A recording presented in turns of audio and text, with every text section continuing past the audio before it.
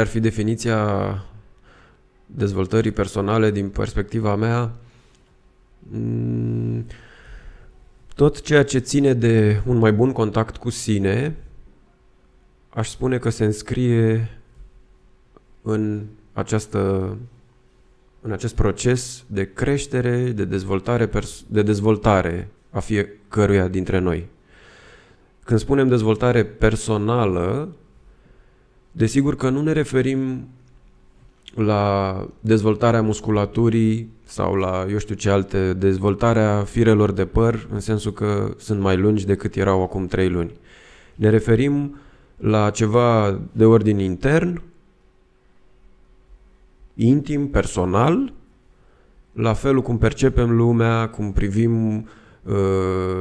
îi privim pe ceilalți oameni, la setul nostru de atitudini și comportamente, la tot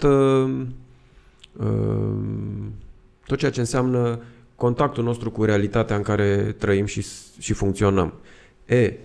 Desigur că ne dorim întotdeauna mai mult și mai bine prin însăși natura noastră. Cu asta suntem oricum obișnuiți de când ne naștem. Să trecem prin frustrări, vrem, nu vrem, ne iese un dințișor, doare îngrozitor, plângem nopți în șir, părinții știu doar ei prin ce au de trecut și când în sfârșit iese soarele și vom fi depășit acea durere, acea frustrare care la vârsta respectivă nici măcar nu poate fi ușor gestionată, căci nu sunt încă mecanismele dezvoltate, apare următorul dințișor. Deci suntem oricum obișnuiți să trecem prin frustrare pentru a progresa. Nu există prea multe exemple pe lumea asta de dezvoltare, de creștere, de progres, fără prezența unei strădanii, unui efort depus sau unei frustrări pe care să o confruntăm. În momentul în care încetăm să mai confruntăm frustrările noastre, amorțim, intrăm într-o stare de inerție și de blocaj interior, care ar fi cumva, iată, prin opoziție, opusul dezvoltării personale. Inerția și chiar regresia în unele cazuri, da? Cred că ajută puțin la definirea conceptului de dezvoltare personală. Dar, revin, așa, la primul gând, dezvoltare personală pentru mine înseamnă a mă pune în cât mai bun contact cu mine însumi, cu sinele meu, cum vorbim în psihologie.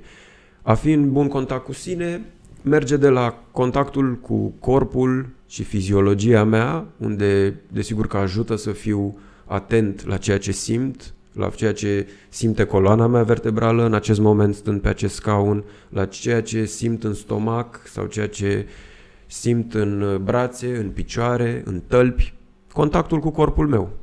Mergând de la asta până la lucruri de o nuanță și de de un rafinament mult mai ridicat, emoții, gânduri, percepții și diverse astfel de concepte.